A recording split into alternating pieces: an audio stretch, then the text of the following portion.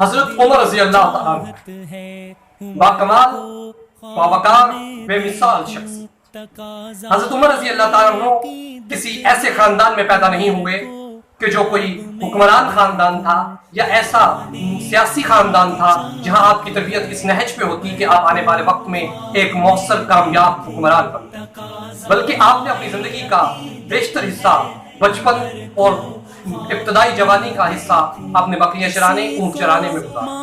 آپ کے پاس کوئی باضابطہ استاد نہیں تھا، آپ کے پاس کوئی ایسا اسکول یا انسٹیٹیوٹ نہیں تھا جہاں پر آپ کی ایز اے حکمران آپ کی تربیت. حضور علیہ السلام کے مبارک دور کے بعد ان کی تعلیمات اور ان کے شاگردی میں رہنے کے بعد حضرت ابو بکر کے ساتھ بھی آپ نے اہم وقت گزارا. اس کے بعد آپ پاکستان اسلام کے دوسرے خلیفہ کی حیثیت سے اپنا چارج سنبھالا. ریاست کمزور ہے، معاشی نظام بھی کوئی نہیں، ملک کے پاس کوئی باضابطہ فوج بھی نہیں اور بہت ہی نڈال سی صورتحال. دنیا میں کسی بڑی حیثیت میں مسلمان ابھی طاقت کے طور پر نمودار نہیں.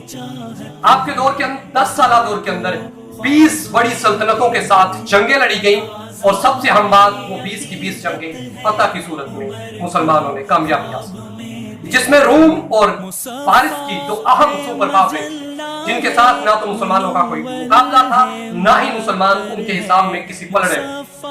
آپ نے فتوحات کے اس عظیم سلسلے کو اتنا جاری رکھا اور اتنے مؤثر انداز میں یہ فتوحات کا سلسلہ رہا کہ آپ کے دور حکومت کے اندر 22 لاکھ مربع میل پر حکومت صرف گھوڑوں کی پشتوں پر بیٹھنے والے صحابہ نے قائم کی.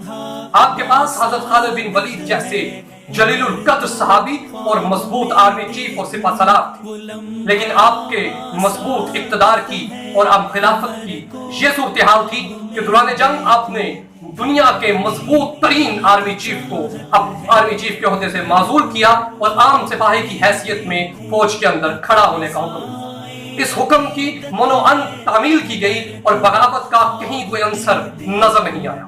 آپ کا دور حکومت عدل و انصاف کے لحاظ سے انتہائی اہم سمجھا جاتا ہے. یہی وجہ ہے کہ ساری دنیا آج آپ کو فاروق اعظم کے نام سے یاد کرتی ہے.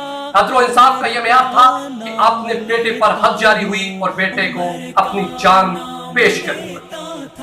اور آپ کے اگر ریاستی سٹرکچر کو دیکھا جائے، آپ نے ملک کے لیے ایک باضابطہ فوج کا نظریہ پیش کیا اور ایک باضابطہ فوج قائم اور فوج کی تنخواہوں کا اور اجرت کا نظام تعارف کروایا. آپ کے دور کے اندر ڈاک کا منظم نظام قائم کیا گیا. آپ کے دور کے اندر بوڑھوں اور بچوں کے لیے وظائف جاری کیے گئے. آپ کے دور کے اندر زکوٰۃ کے نظام کو انتہائی مؤثر بنایا گیا. اس زکوٰۃ حاصل کرنے اور اس کو غریبوں تک پہنچانے کا ایک صاف اور شفاف نظام قائم کیا گیا. آپ کے دور کے اندر قاضیوں کو بٹھایا گیا اور انصاف کے نظام کو انتہائی مضبوط کیا گیا.